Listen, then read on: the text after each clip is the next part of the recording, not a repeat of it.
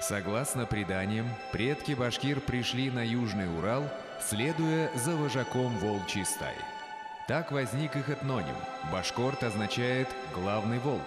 На протяжении веков башкирский народ пополнялся за счет различных племен, в избытке поставлявшихся Великой степью. К эпохе позднего Средневековья насчитывалось около 40 башкирских родов. Они были рассеяны по территории всей исторической Башкирии, от Камы до Тобола. В нашем фильме мы расскажем об одном из них.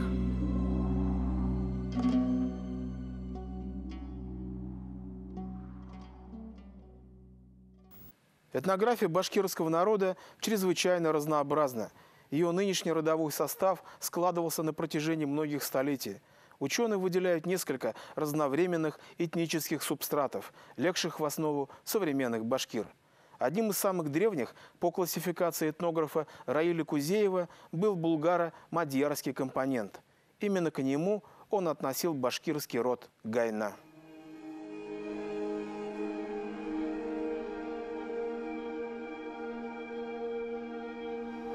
У башкир-гайнинцев сохранилось несколько преданий о собственном происхождении, которые, по всей вероятности, некогда составляли единое эпическое сказание. Согласно одному из них, жили да были на свете братья Гайна и Айна, приехавшие в места нынешнего проживания рода Гайна на оленях. Откуда приехали, неизвестно. В те времена солнца еще не было, так как оно было во власти дракона Аждахи. Пришли братья-батыры, убили дракона и освободили светило. «Каждый день ждите меня в это время», — сказала солнце и поднялось в небо. Понравились Гайна-батыру земли в долине реки Тулвы. Решил он здесь обосноваться. От него-то и произошли гайнинцы, самые первые башкиры, утверждает предание. Тулва – река в Пермском крае, левый приток Камы. Первая часть ее названия – Тул, до сих пор не имеет ясной этимологии. Вторая часть – Ва переводится с финских языков как «вода». Башкиры именуют ее просто Тол, а себя Толбуйлы, то есть жители долины Тола.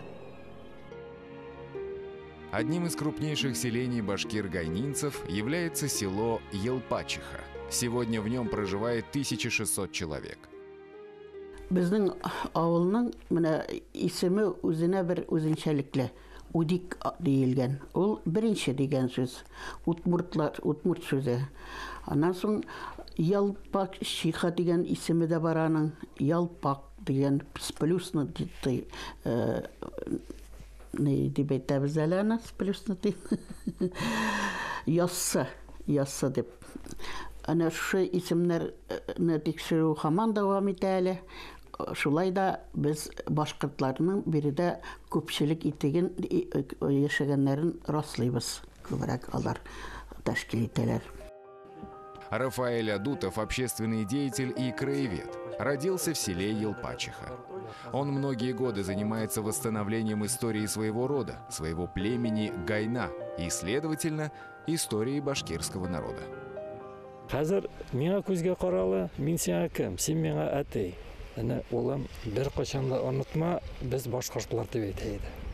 Әнә шу кичә әйткән кебек шуны хәтерлим. Соңыннан без Гайна башкортлар дип. Әнә беренче бу милләт нәрсә икәнен без беләбез, әлбәттә. Безнең әтей, безнең туган яклар.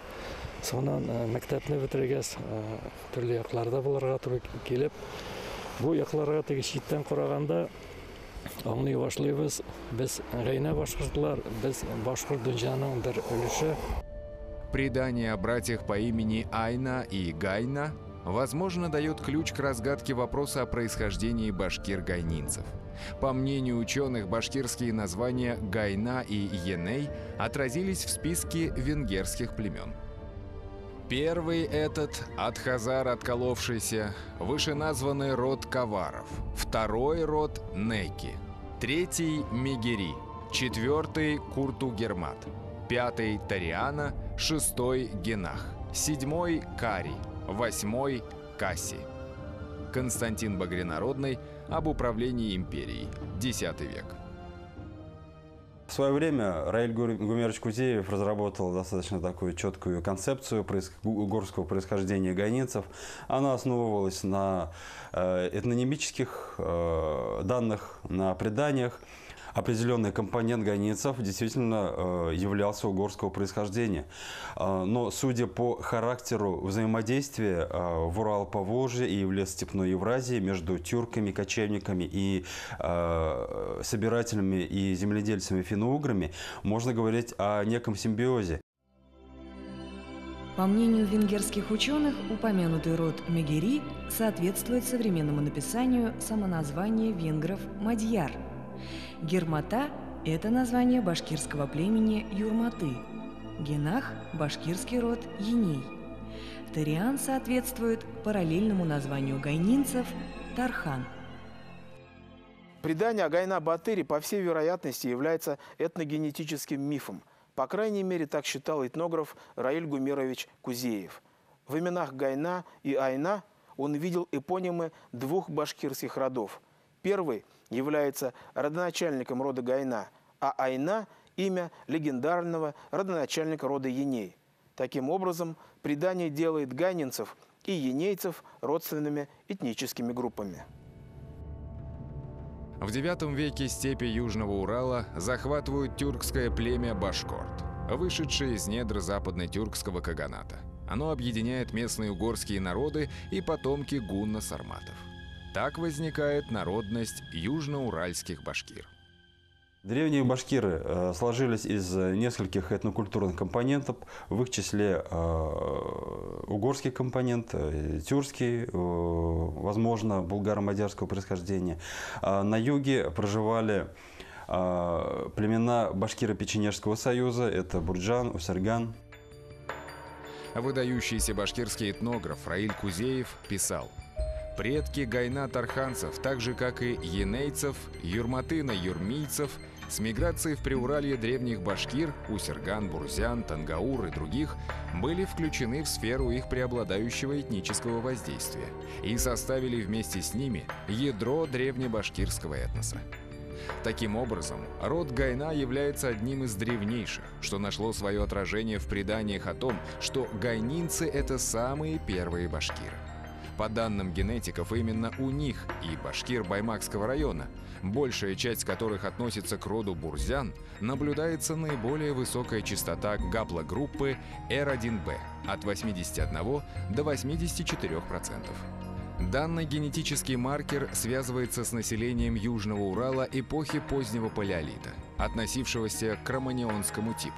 А это говорит, во-первых, в пользу автохтонности родов Гайна и бурзян, а во-вторых, свидетельствует об их генетической близости, что может быть объяснено их участием в этнических процессах, протекавших на Южном Урале в древнейшие времена.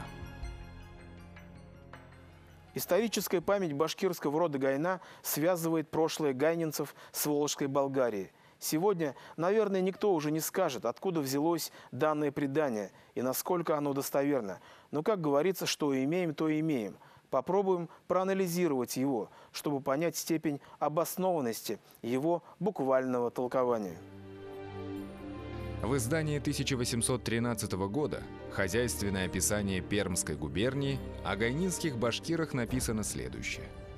Они сами себя называют башкурт и производят свой род от нагайских татар, поколения Тарханова, обитавшего в Булгарской области, которую оставили они по собственным их преданиям в исходе XII столетия. Поселились в Уральских горах и рассеялись по всем местам и ныне ими обитаемым.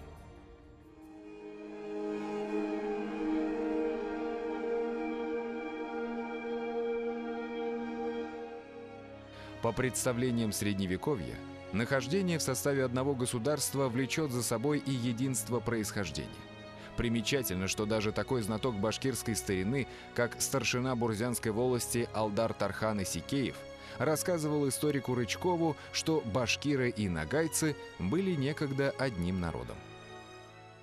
Хотя, как известно, Ногайская Орда установила протекторат над Башкирией лишь в начале XV века, тогда как бурзяне и гайнинцы, а с ними и большая часть башкирского народа, представляют собой продукт несравненно более древнего этногенеза.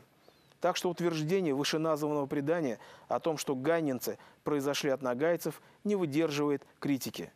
Рассмотрим теперь вопрос об обитании их до конца XII века в Булгарской области. Пассаж предания о том, что гайнинцы обитали в Булгарской области, можно понимать двояко – буквально и иносказательно. Ибн Фадлан, посетивший Волжскую Болгарию в X веке, о пребывании в ее составе рода Гайна не упоминает. Другие источники того же времени сообщают. Аббас-джурты состоят из двух групп. Одна группа в конце пределов страны Аль-Гузия и позади Булгар. Говорят, что их число около 2000 человек, недоступных от посягательства кого-либо в лесах. Над ними никто не властен, хотя они подчиняются булгарам. Другая часть басджуртов граничит с печенегами. Истахри, книга путей и царств, X век. Взглянем на карту. В указанный период страна Гузия, то есть степи агузов, располагались на территории современного Казахстана. Локализация башкир в конце страны Аль-Гузия и позади Булгар означает, что они находились к западу от агузов и к востоку от Булгар, то есть на своей сегодняшней территории. Как известно, арабский географ Истахри пишет о том, что башкиры подчинялись булгарам. В то же время Идриси пишет о том, что башкиры вели постоянные войны с булгарами. Автор XII века Мухаммад аль-Идриси при описании башкирского города Карукия сообщает следующее. Карукия – красивый город, состоящий из деревянных домов и войлочных палаток. Булгары совершают на них постоянные набеги.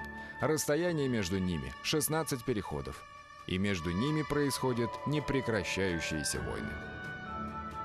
Таким образом, слова предания о том, что гайнинцы некогда обитали в Булгарской области, нет оснований понимать буквально. В период усиления Волжской Болгарии какая-то часть башкир, по всей вероятности, признала ее протекторат, сохраняя при этом самостоятельность. Над ними никто не властен, пишет Истахри. Но уже в XII веке, как пишет Идриси, башкиры находятся в состоянии непрекращающейся войны с булгарами. Потому-то в предании сообщается, что предки гайнинцев переселяются из Булгарской области в места их нынешнего проживания. Безнең бабаларыбыз бу тол якларына, безнең алда бу тол таулары килгән булганнар 11 гасырда. Шу вакытны монда авыллар, кеше торган, иң зурлары аларның бу Удмурт җирләре, Удмурт авыллары булган. Шу Удмурт князьләре белән безнең гайнәләрнең җитәкчеләре үзара килешеп, Удмуртлар бу яктан, бу Каманың сул ягы, Каманың уң ягына чыгып китеп, бу җирне калдырганнар үз теләге белән безнең гайнәләргә. В самом деле, башкирские племена Гайна, Еней, Юрми, Юрматы, Буляр, обитавшие на западе исторического Башкортостана, в непосредственной близости от Волжской Булгарии, затем по тем или иным причинам мигрировали в разных направлениях. Еней и Гайна ушли на север, Юрматы – на восток. Юрми и Буляр остались на прежнем месте.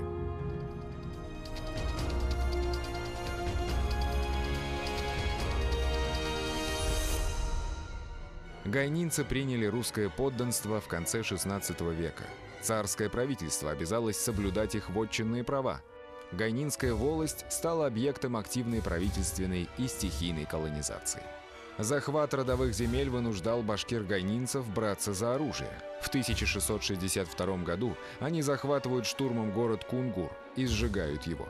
В ходе восстания 1735-1740 годов башкиры-гайнинцы вновь разоряют Прикамье, жгут заводы, осаждают крепость Оса, разбивают правительственные войска.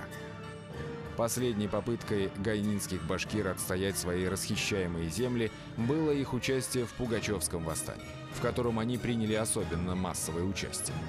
В ноябре 1773 года в Гайнинскую волость явился пугачевский полковник Абдей Абдулов и разжег огонь восстания. Абдей Абдулов, башкир Гайнинской волости, мулла и пугачевский полковник. Жил в ауле Гайниямак нынешнего Альшеевского района Республики Башкортостан. В результате активной колонизации и захвата земель часть гайнинцев обезземеливалась, и в частности в 1743 году обезземеленные гайнинцы вынуждены были мигрировать на юг Башкирии.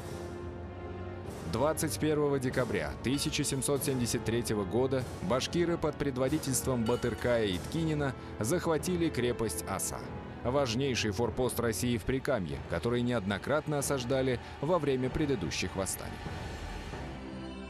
Батыркай Ткинин, башкир Гайнинской волости и пугачевский полковник, жил в ауле Усть-Тунтыр. Но, конечно же, башкиры-гайнинцы остались в истории Башкортостана и России не только как отчаянные бунтовщики. Они известны как предприниматели, общественные деятели и администраторы. Своей деятельностью они принесли огромную пользу государству российскому, способствуя развитию производительных сил Пермского края. Известнейшей личностью среди башкир-гайнинцев XVIII века был рудопромышленник Исмаил Тасимов. Владея десятками рудников, он и его товарищи наладили поставку руды на заводы Строгановых, Демидовых, Шуваловых. На вырученные деньги Исмаил открыл горное училище в Санкт-Петербурге, почему и считается основателем горного дела России.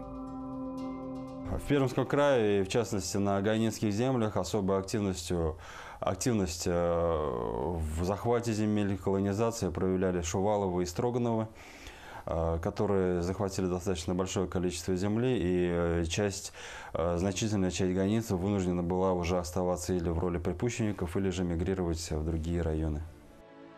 Еще в 1767 году депутат Екатерининской уложенной комиссии, старшина Гайнинской волости и рудопромышленник Токтамыш Ишбулатов требовал обратить внимание на расхищение башкирских земель, на нарушение вотчинных прав башкирского народа. Наказы Токтамыша и других депутатов были оставлены без внимания, что стало одной из причин массового участия башкир в пугачевщине, одним из участников которой был Адигут Тимясов. Адигут Тимясов, башкир Гайнинской волости из аула Елпачиха, мулла, пугачевский полковник, родоначальник фамилии Адутовых. Biz Adutовларның bu төп торақлары Удиг ауылы, Барда районының. Менә монда беренче башкорт кантоны булган шушы Удиг авылда. Ул беренче башкорт кантоны күп җирләрне, хәтта Тәтешле районнарына кадәр кергән. Нигъмәтҗан кантон дип особенно билгеле булып калганнар инде. Ну, иң билгелесе бу кантоннардан Баһаутдин Адутовтыр инде ул. Менә 1832 елны ул башка башкорт кантоннары белән берлектә Санкт-Петербургта патшада приемда булган. Упомянутые Нигматулла и Багауддин Адутовы были кантонными начальниками и дворянами в период существования башкиро-мещерякского войска.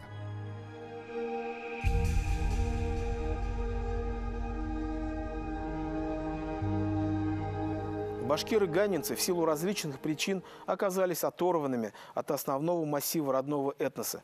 Все началось с того, что в административном отношении Гайнинская волость была выведена из состава Уфимской провинции и в XIX веке оказалась в составе Пермской губернии. Поэтому, когда в 1922 году была образована так называемая Большая Башкирия за счет слияния Малой Башкирии и нескольких уездов Уфимской губернии, территория бывшей Гайнинской волости не вошла в состав Башкирской республики. Железная дорога, соединившая Бардымский район с Татарской АССР, окончательно определила вектор культурного развития башкир-гайнинцев. Учителей поставляла соседняя республика. За высшим образованием молодежь уезжала туда же. Система местной школы формировалась по татарстанским лекалам, хотя еще в начале 20 века в районе действовали башкирские школы. Башкирская русская школа дип аталган. Анда башкортча укыттылар микән, инде татарча укыттылар микән? Скорее всего, безнеке диалект инде белеп торасыз. Безнең башкорт белән татар арасында бит инде шушындай. Әдәби татарчаны укыталар инде.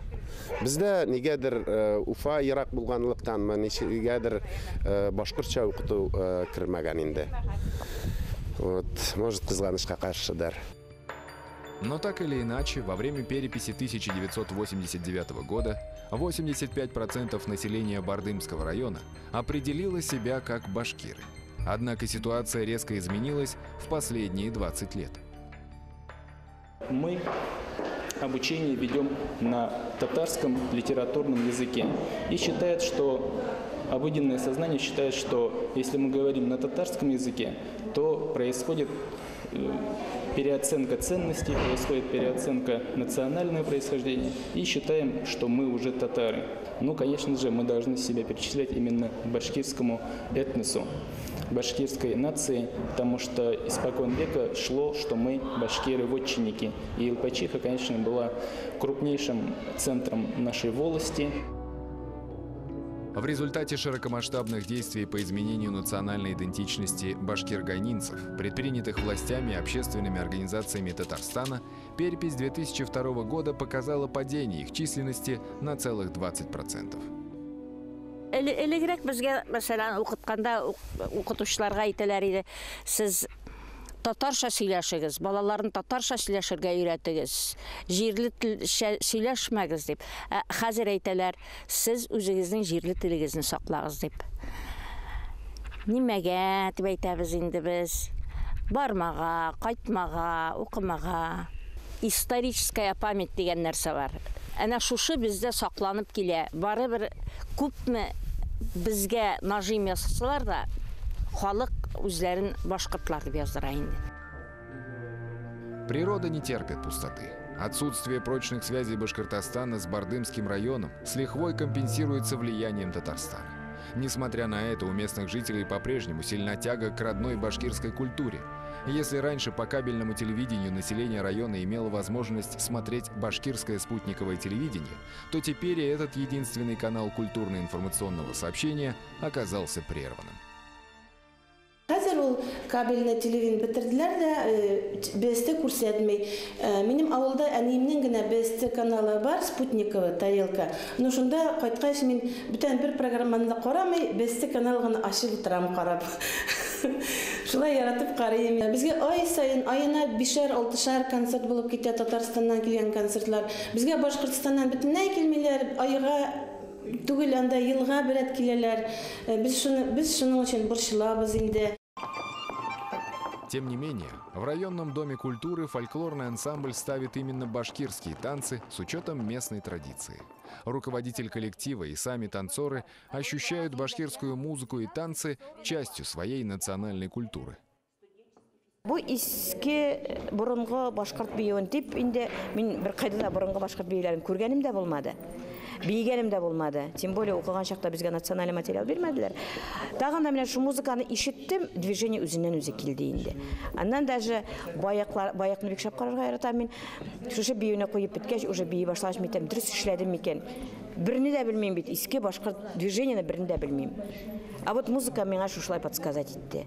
Менә музыка ничек кушты, мин шулай эшләдем. Бардымские башкиры по-прежнему не получают должного внимания со стороны Башкортостана, того государственного образования, где реализовано право башкирского народа на самоопределение, осуществленного без учета интересов представителей одного из крупнейших башкирских родов Гайна. Но если гора не идет к Магомету, идет к горе сам Магомет. Мин уйлыйм, безнең хәзер бүгенге Гайна башкортларның, безнең нәселнең исемен без хәзер алып тарихи Башкортстанда булган вакыйгаларга кирип урнаштырдык дип безнең аңлау килде.